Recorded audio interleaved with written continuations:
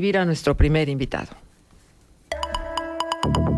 La voz de los protagonistas. Contacto telefónico.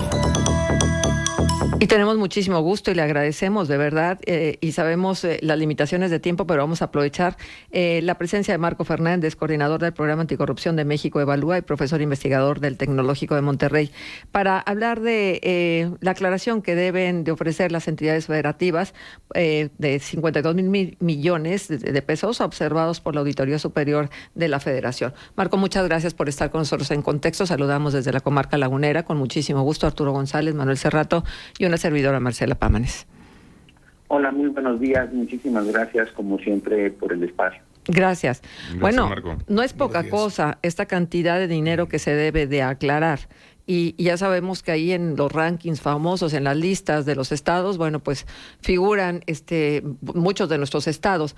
Ahora, decíamos en la introducción, Marco, una observación de la Auditoría Superior de la Federación no es una condena. Tienen que aclarar.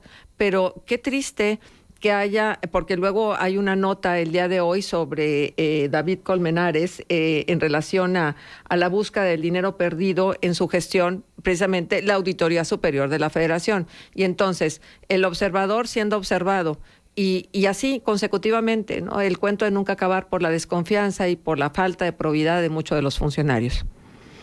Mira, yo creo que hay dos puntos muy importantes en esta discusión.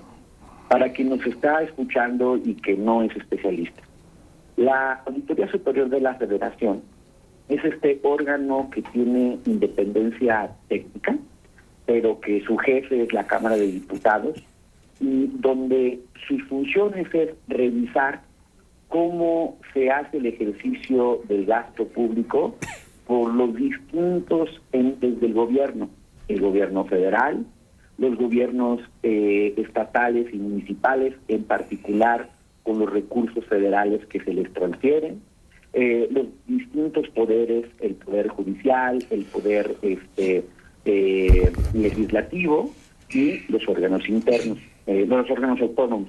Bueno, en ese contexto, el primer punto es cuando uno observa del lado primero de los hallazgos de la auditoría, pues empiezan a haber varias señales amarillas.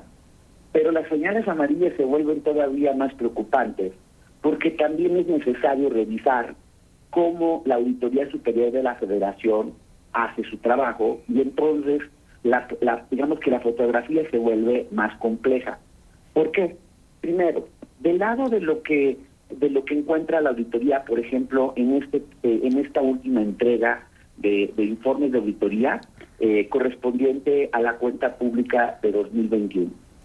Ahí, de las irregularidades detectadas en un total por 64,835 millones de pesos, los entes auditados dicen, espérenme, yo ya aclaré, sí lo hice de manera adecuada al ejercicio de los recursos, y entonces aclaran 2,994 millones, y de ahí viene la cifra que tú mencionaste, es decir, persiste todavía 61,840 millones de pesos que los entes deben de aclarar.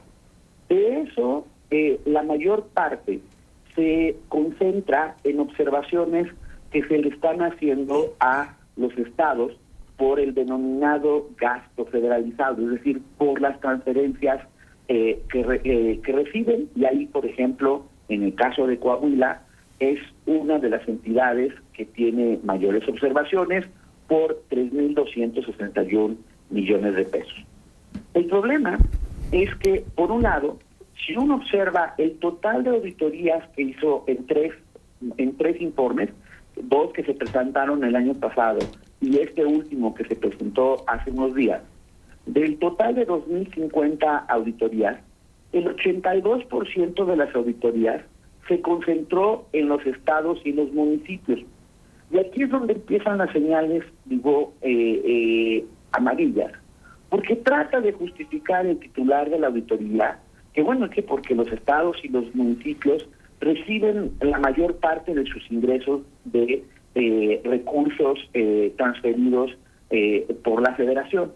Pero cuando uno, por ejemplo, observa las pocas auditorías que se hacen al Poder Legislativo, precisamente, al que es su jefe, no le gusta incomodar mucho la Auditoría Superior.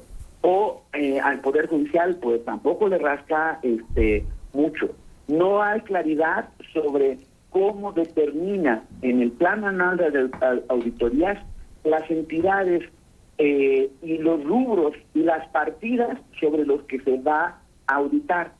Peor aún, el auditor superior ha ido cambiando el reglamento de la auditoría, porque antes, por lo menos, el plan anual de auditorías tenía que acordarlo con los auditores especializados de las distintas áreas en la propia Auditoría Superior de la Federación. Decidió concentrar el poder y él determinar de manera unilateral, y no le explica a nadie, ni a los diputados, ni a los ciudadanos, cómo hace su trabajo.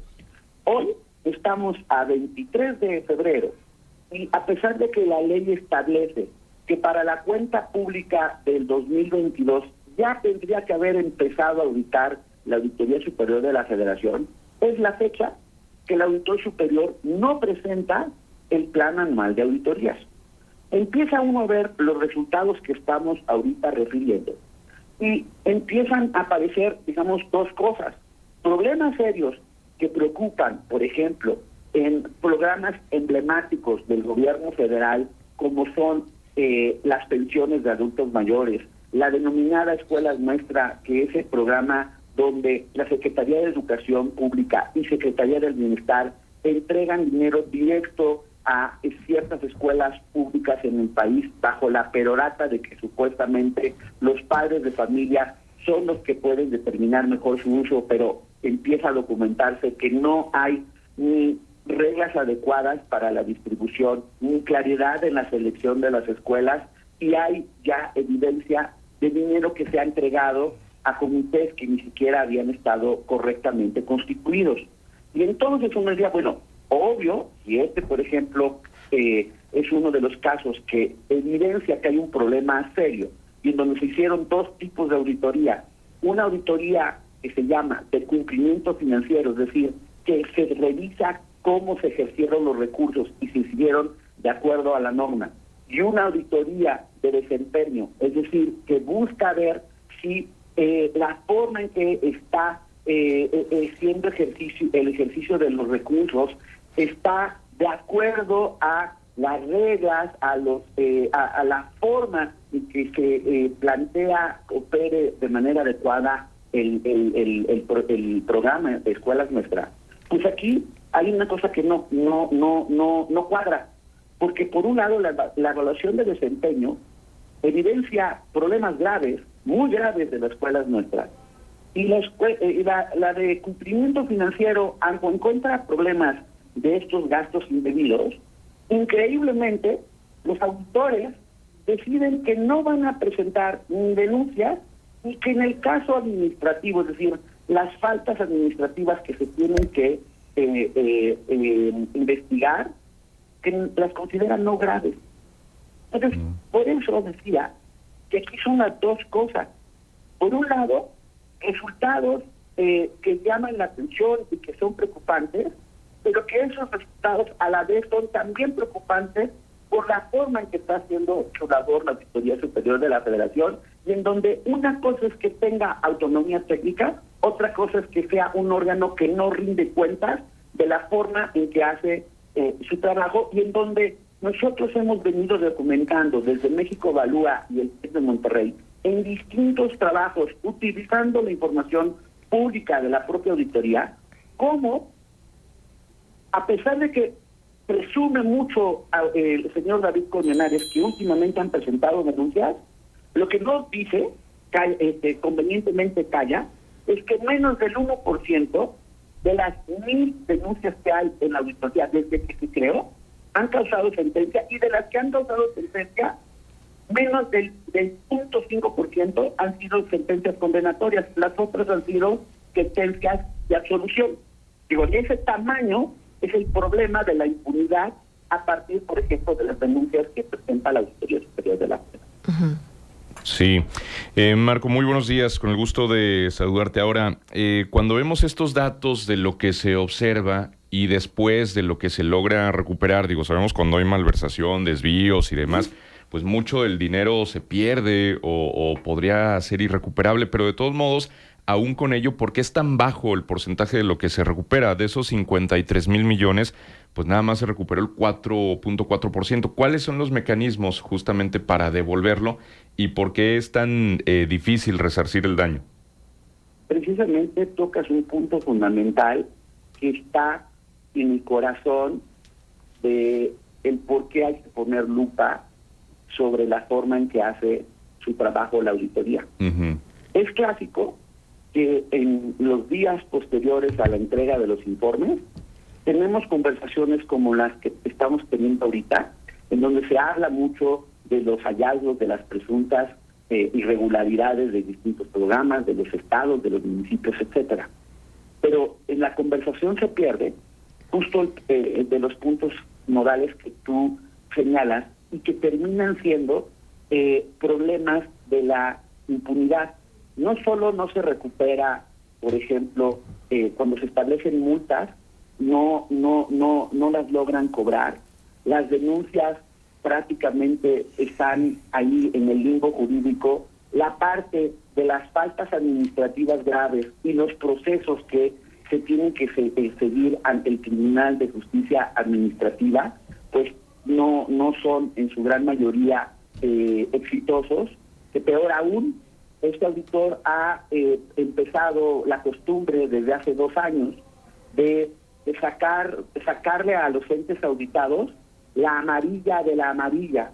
Es decir, antes de que, a pesar de que ya cuando empiezan a auditar se está observando que hay problemas que tendrían que causar lo que se llama técnicamente un procedimiento de responsabilidad administrativa sancionatorio, es decir, activar la máquina del derecho para investigar a la persona, al funcionario o a la empresa que presuntamente ejerció de manera indebida los recursos. No, el auditor, en vez de decirle a sus auditores, hagan los PRAS, así se llaman técnicamente, no, vamos a hacer una solicitud adicional de aclaración. Y esa solicitud adicional de aclaración retrasa el proceso de fiscalización en 18 meses. Entonces, pareciera que estamos tratando de encontrar y no encontrar, y que cuando empezamos a decir que hay denuncias o buscamos recuperar, pues tenemos un problema serio por capacidad instalada de la gente en la Auditoría Superior de la Federación, o peor aún, redes que terminan operando a favor de la impunidad. Porque cuando se habla de problemas de corrupción, no es solamente el problema del que malgastó, es el problema del que protege para que no haya consecuencias legales. Exacto. Por los recursos mal ejercidos. Exacto. Uh-huh. Sí, entonces la pregunta, Marco, sería, después de estas observaciones, ¿cuál es la ruta crítica para poder llegar a aclarar en un momento dado y a exigir que realmente este escrutinio, estas auditorías que se hacen, sean más parejas? Pues, por un lado, creo que, digamos que si tuviéramos que dividir el proceso es, uno, tiene que haber claridad de cómo el auditor determina qué y a quién va a auditar. Porque desde ahí tenemos un primer problema. Qué casualidad que se ha venido cayendo el porcentaje de lo que se audita del gobierno federal. Hay claramente una caída respecto a lo que se venía auditando de la administración de Peña Nieto a la de López Obrador. Primer problema. De los estados, ¿cómo se determina el porcentaje en cada estado y cuáles son los municipios? ¿En qué rubro se va a gastar? Pues él lo sabe y solo lo tiene su secreto en la tumba, porque no dice, no explica a la población ni a los legisladores, que son sus jefes, los criterios de esa selección. Los primeros problemas es eso. ¿Por qué, por ejemplo, son mínimas las auditorías que se hacen al Poder Legislativo? Ahora resulta que en el Poder Legislativo, en la Cámara de Diputados y en la Cámara de Senadores, todo se gasta de manera adecuada, todo es prístino. No, pues lo que pasa es que si no se hace auditoría, pues no se encuentra nada, ¿verdad? Entonces, Claro. tenemos ese tipo de problemas. Una vez que se hayan presuntas irregularidades y que se determina que van a ser estos procesos de responsabilidad administrativa condenatoria, ahí tendría que ponerse la lupa en la Auditoría Superior. Tiene dos cuerpos, uno encargado de lo que se llama la investigación y lo que llaman los abogados en la parte administrativa la sustanciación, es decir, el estar hallando evidencia, fortaleciendo jurídicamente el caso, para que cuando lo lleven al Tribunal de Justicia Administrativa, el funcionario o la empresa que está acusada de haber cometido una falta administrativa grave sea realmente sancionada. Pero entonces, nadie ha puesto atención, primero, en cómo determina la auditoría si es grave o no grave. Por eso ponía el ejemplo de la escuela nuestra, en donde a pesar de que se hallan problemas serios de pagos indebidos, por una extraña razón que no justifica en ningún lado en la auditoría decide que no va a ser una falta grave. ¿Okay? Entonces, eso de entrada también es uno de los huecos que hay en el proceso de cómo se audita. Y peor aún, en el caso cuando además de la falta administrativa, se presume se cometió un delito y entonces entra dentro del ámbito penal, la auditoría juega la fácil, presenta su denuncia ante la Fiscalía Especializada en materia de combate a la corrupción y no se vuelve a aparecer. No vuelve a preguntar, a pesar de que tiene la facultad, si está observando que el Ministerio Público no avanza en la investigación, puede inconformarse ante la inacción del Ministerio Público.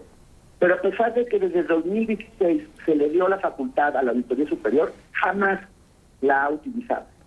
Muy bien. ¿Por qué no la ha utilizado? ¿Por qué no va después de la auditoría? Siempre, y le molesta muchísimo al jurídico de la auditoría, cuando lo enfrento respecto a este punto, le hago el fin. Digo, ver, señor Andrade. Tenemos 20 segunditos, Marco. Sí. Sí. O sea, muy brevemente. Si tú te estás en un fraude, vas y presentas la denuncia ante el Ministerio Público, ¿nunca regresas al Ministerio Público para saber qué pasó con tu denuncia? Obviamente que no. O sea, siempre vas. ¿Por qué entonces la auditoría no regresa? Muy bien, Marco, pues ha sido un gusto poder conversar y ojalá que tengamos oportunidad nuevamente. Por el espacio. Gracias, Marco. Marco Hasta luego. Fernández, coordinador del programa Anticorrupción de México Evalúa. Pausa. Contextos. El programa líder en la radio hablada en La Laguna. A los cumplidos, Coahuila sí los premia. Paga tus derechos de control vehicular y podrás...